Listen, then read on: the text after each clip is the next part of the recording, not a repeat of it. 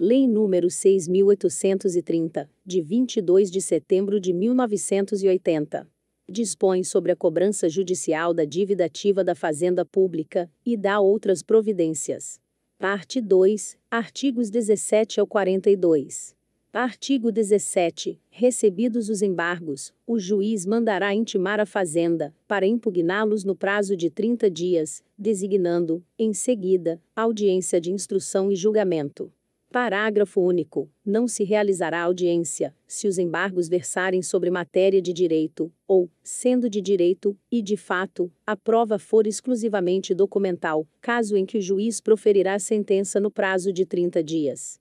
Artigo 18. Caso não sejam oferecidos os embargos, a Fazenda Pública manifestar-se-á sobre a garantia da execução. Artigo 19. Não sendo embargada a execução, ou sendo rejeitados os embargos, no caso de garantia prestada por terceiro, será este intimado, sob pena de contra ele prosseguir a execução nos próprios autos, para, no prazo de 15 dias. Inciso 1. Remir o bem, se a garantia for real, ou, inciso 2, pagar o valor da dívida, juros e multa de mora e demais encargos, indicados na certidão de dívida ativa pelos quais se obrigou, se a garantia for fidejussória.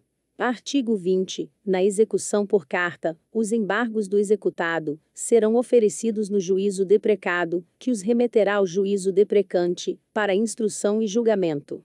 Parágrafo único. Quando os embargos tiverem por objeto vícios ou irregularidades de atos do próprio juízo deprecado, caber-lhe-á unicamente o julgamento dessa matéria. Artigo 21. Na hipótese de alienação antecipada dos bens penhorados, o produto será depositado em garantia da execução, nos termos previstos no artigo 9º, inciso 1. Artigo 22. A arrematação será precedida de edital, afixado no local de costume, na sede do juízo, e publicado em resumo, uma só vez, gratuitamente, como expediente judiciário, no órgão oficial. Parágrafo 1º. O prazo entre as datas de publicação do edital e do leilão não poderá ser superior a 30, nem inferior a 10 dias. Parágrafo 2º. O representante judicial da Fazenda Pública será intimado, pessoalmente, da realização do leilão, com a antecedência prevista no parágrafo anterior. Artigo 23. A alienação de quaisquer bens penhorados será feita em leilão público, no lugar designado pelo juiz. Parágrafo 1º. A Fazenda Pública e o executado poderão requerer que os bens sejam leiloados englobadamente, ou em lotes que indicarem. Parágrafo 2º. Cabe ao arrematante o pagamento da comissão do leiloeiro e demais despesas indicadas no edital. Artigo 24. A Fazenda Pública poderá adjudicar os bens penhorados. Inciso 1. Antes do leilão, pelo preço da avaliação, se a execução não for embargada, ou se rejeitados os embargos. Inciso 2. Fim do leilão. A. Se não houver licitante, pelo preço da avaliação. B. Havendo licitantes, com preferência, em igualdade de condições com a melhor oferta, no prazo de 30 dias. Parágrafo único. Se o preço da avaliação, ou o valor da melhor oferta, for superior ao dos créditos da Fazenda Pública, a adjudicação somente será deferida pelo juiz, se a diferença for depositada, pela exequente, à ordem do juízo, no prazo de 30 dias. Artigo 25. Na execução fiscal, qualquer intimação ao representante judicial da Fazenda Pública será feita pessoalmente. Parágrafo único. A intimação de que trata este artigo poderá ser feita mediante vista dos autos, com imediata remessa ao representante judicial da Fazenda Pública, pelo cartório ou secretaria. Artigo 26. Se, antes da decisão de primeira instância, a inscrição de dívida ativa for, a qualquer título, cancelada, a execução fiscal será extinta, sem qualquer ônus para as partes. Artigo 27. As publicações de atos processuais poderão ser feitas resumidamente, ou reunir num só textos de diferentes processos. Parágrafo único. As publicações farão sempre referência ao número do processo no respectivo juízo, e ao número da correspondente inscrição de dívida ativa, bem como ao nome das partes, e de seus advogados, suficientes para sua identificação. Artigo 28. O juiz, a requerimento das partes, poderá, por conveniência da unidade da garantia da execução, ordenar a reunião de processos contra o mesmo devedor. Parágrafo único. Na hipótese deste artigo, os processos serão redistribuídos ao juízo da primeira distribuição. Artigo 29. A cobrança judicial da dívida ativa da Fazenda Pública não é sujeita a concurso de credores ou habilitação em falência, concordata, liquidação, inventário ou arrolamento. Parágrafo único. O concurso de preferência somente se verifica entre pessoas jurídicas de direito público, na seguinte ordem: Inciso 1. União e suas autarquias. Inciso 2. Estados, Distrito Federal e territórios, e suas autarquias, conjuntamente e pró rata. Inciso 3. Municípios e suas autarquias, conjuntamente e pró rata.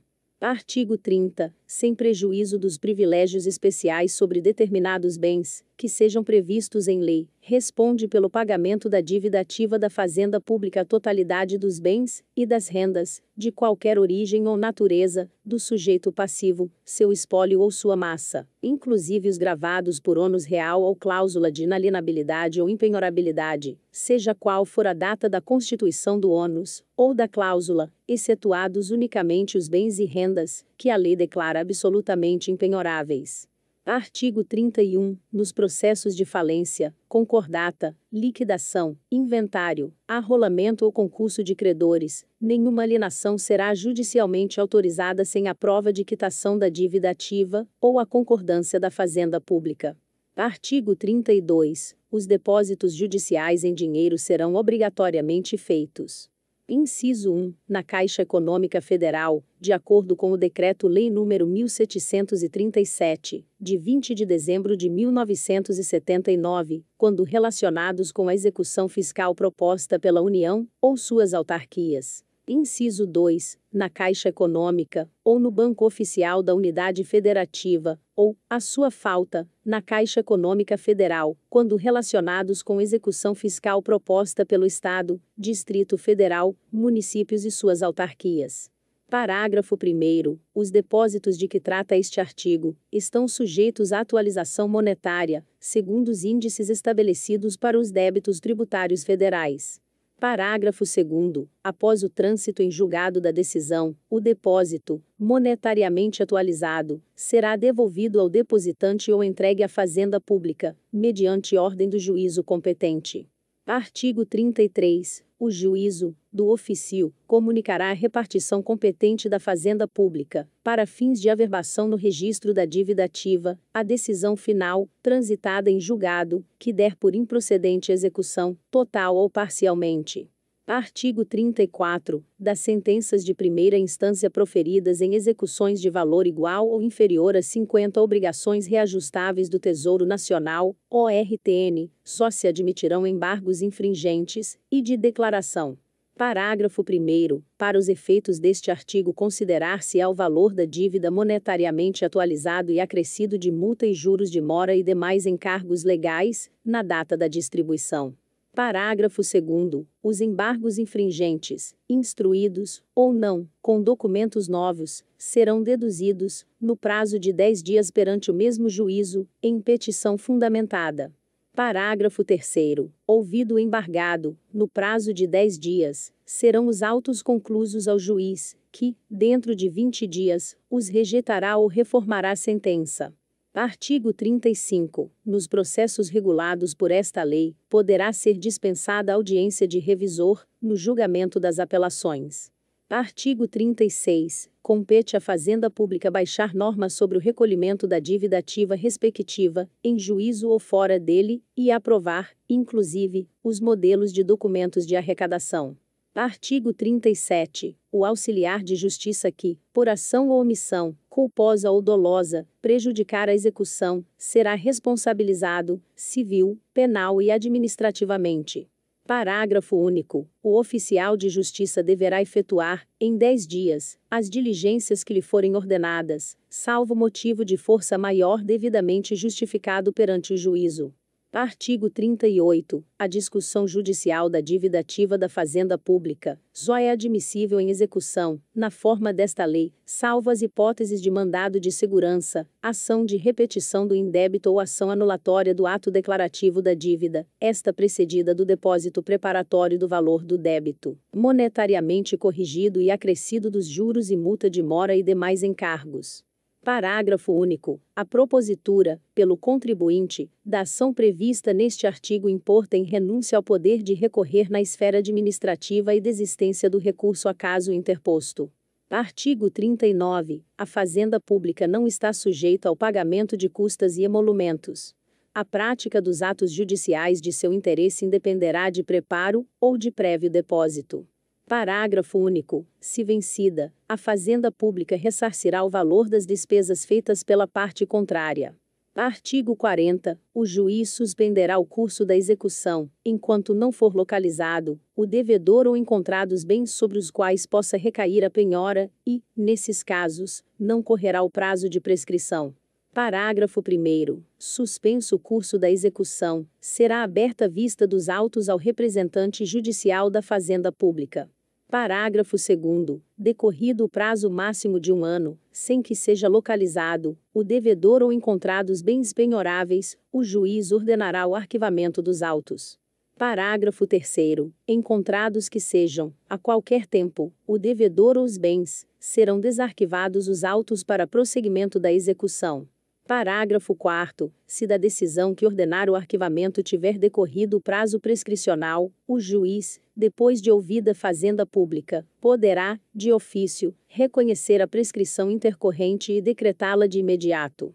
Parágrafo 5º. A manifestação prévia da Fazenda Pública prevista no parágrafo 4º deste artigo será dispensada no caso de cobranças judiciais, cujo valor seja inferior ao mínimo fixado por ato do Ministro de Estado da Fazenda.